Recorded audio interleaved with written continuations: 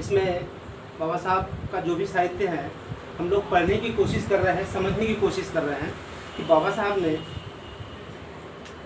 हमारे को जो भी ज्ञान दिए हैं, जो भी नियम दिए हैं, उससे आपका उत्थान ही होगा, प्रगति सीखर के ही जाएगा। इस प्रकार से बाबा साहब ने अपने पूरे लाइफ में हमें अपने विचारों से उद्बुद्ध करने का प्रयास किया। उसमें मेरे को जो सब्जेक्ट दिया गया है वो सब्जेक्ट ये है, मनुष्य के जीवन निर्वाह हेतु, मनुष्य के जीवन निर्वाह हेतु ही बुद्ध ही है। क्या है? मनुष्य के जीवन निर्वाह हेतु ही बुद्ध ही है। मराठी में जो कहें, आपल्या धार्मिक सामाजिक व राजकीय आयुष्याचा पाया बुद्धिवाद हाच असला पाहिजे। मैंने उसको हिंदी में किया है, मनुष्य के जीवन निर्वाह हेतु बुद्ध ही आवश्यक है। जैसा कि हमने देखा है, अम्बेडकर राष्ट्र बुद्धिस्ट सोसाइटी इस माध्यम से doctor Baba Saheb Ambedkar research to Ambedkarism based on the academic. इस प्रकार से बाबा साहब अपने विचारों से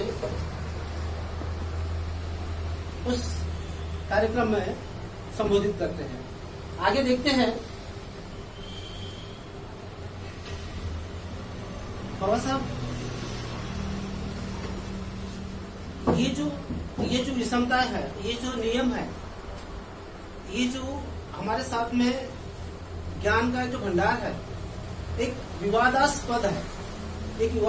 मतलब हम ये चाहते हैं कि समता हो, वो ये चाहते हैं कि हमने यहीं पे रहना चाहिए, यही सब कुछ है तुम्हारा, तुमको हम समता में मिलाएंगे नहीं। जैसे कि अभी बुदारे सर बोले हैं, नगरारी सर बोले हैं, शुभम बोले हैं, मैडम ने बोले हैं, ये सब चीजों को बाबा साहब ने अलग अलग तरीके से, अलग अलग प्रकार से बताने की पूरी कोशिश की, जिससे हमें अपना स्वाभिमान बना के रखे, अपने एक ताकत बना करके रखे, अपना एक संगठन बना करके रखे। इसलिए बाबा साहब ने हर जगह जाके एकता का स्वरूप बनाने की बात किया है, एकता का स्वरूप बनाने की बात की है, जिससे हम लोग ताकत निर्माण होगी, जिससे हमारा आत्मविश्वास निर्भर होगा, जिससे हम अधिष्ठान लेके हम कार्य करने के लिए तत्पर तैयार होंगे। इस प्रकार से बाबा साहब ने इन सब चीजों को बताते हुए आगे लेके गए। ये देखा जाता है कि जो संघर्ष होता है, संघर्ष हमको अभी आज के तारीख में देखने को आ रहा है। संघर्ष जैसे कि हम देख सकते हैं, इनका संघर्ष सिर्फ बुद्ध और ब्राह्मणों के बीच में था। हम देखते हैं क्योंकि बहुत सारी घटनाएं घटी है हमारे साथ में, बहुत सारी घटनाएं घटी है। जैसे कि कहा जाता है कि सम्राट अशोक ने 84,000 स्तूप बनाए हैं।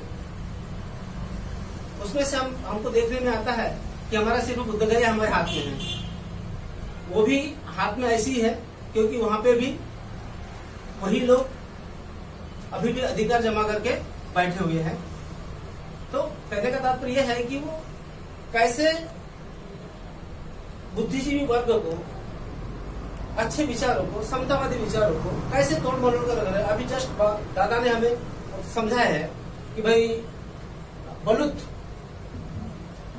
बलुत जोहार है ना, ये सारी चीजें हमें जो समझाया है, तो हम अपने आप में वीर है। दादा ने समझाया कि हम अपने आप में वीर है, उसके लिए क्या नाम दिया है? जय भीम, है ना।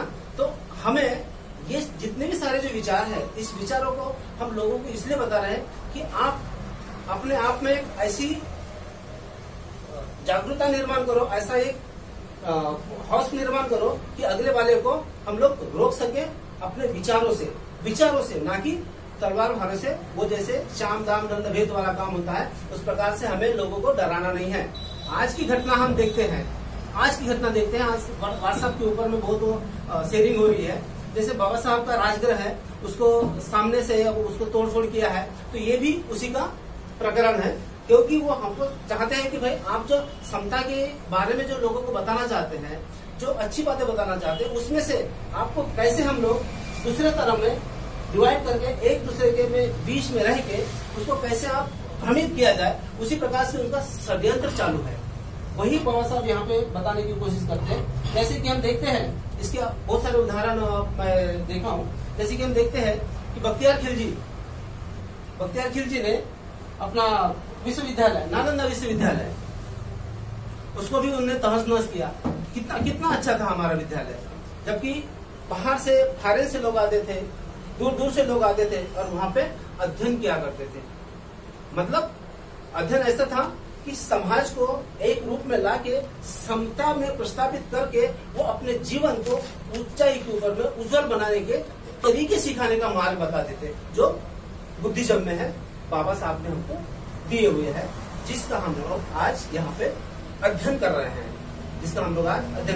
हम और आगे देखते हैं कि इतिहास की जब बात आई है, इसलिए मैं बताना चाहूंगा। मैं थोड़ा सा पढ़ने की कोशिश करता हूँ, दादा जैसे पढ़ते हैं तो मैं भी थोड़ा सा पढ़ने की कोशिश करता हूँ। तो मैं ढूंढा, तो हमने देखा है, बाबा साहब ने जिक्र किया है कि भाई यहाँ पे मुसलमान आए, तो उनकी वजह से थोड़ा सा हमको राहत मिली है। तो मैं वो थोड़ा सा प्रकरण बताने की कोशिश करूंगा। मेरे से जमता है क्या नहीं जमता पता नहीं, लेकिन यहाँ पे ब्राह्मण, क्षत्रिय, सिख, ऐसे जो अन्य जो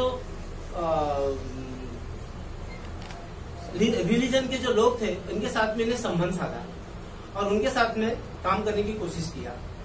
लेकिन ये आए कैसे, वो सबसे पहला हमारा क्वेश्चन, वो आए कैसे?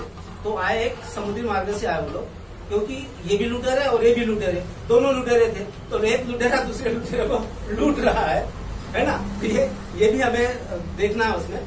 तो इस प्रकार से वो यहाँ पे आए और इन लोगों से साझा करने की कोशिश किया।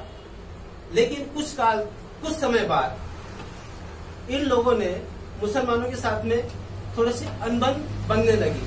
तो उनने सोचा, अरे यार ये तो हमारे साथ में तो कुछ जम नहीं रहा है। तो फिर इन्हें कुछ लोगों को छोड़ा उसमें से, जैसे ब्राह्मण है, क्षत्रिय है, वैश्य, ठाकुर है, राजपूत है, पकड़ा उनने। क्योंकि ब्राह्मण क्या है कि अपने आप में बदलते जाते हैं, अपने आप में वो बदलते जाते हैं। इसलिए उन अंग्रेजों ने, मुसलमानों ने ब्राह्मणों को पकड़ा और उनको पकड़ के यहाँ पे जो भी प्रस्तावित किया उन लोगों ने, यहाँ पे जो भी प्रस्तावित किया सिर्फ अपने बारे में किया।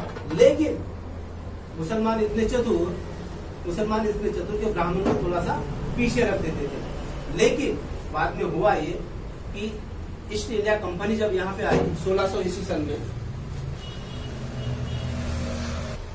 तब हमें ये देखने को मिलता है कि बाबा साहब ने यहाँ की जितनी भी परिस्थितियां थी, जो भी विषमताएं थी, उस विषमताओं के बारे में बाबा साहब ने बचपन से लेके तो अपने आखिरी सांस तक के पूरे तरह से अध्ययन किया हुआ था, उसको अंतर्मन से समझते थे। ऐसी चीजों को ईस्ट इंडिया कंपनी के सामने में रखा और ईस्ट इंडिया कंपनी ने इन महारों को, मतलब इन पहलवानों को, जो कर्मठ थे, जो योद्धा थे, इन लोगों को उन पेशवाओं ने एक ऐसा बना करके रख दिया था, बलूत जैसे बना करके रख दिया था। बाबा साहब ने उस बलूत लोगों को, उस योद्धा लोगों को, कर्मठ लोगों को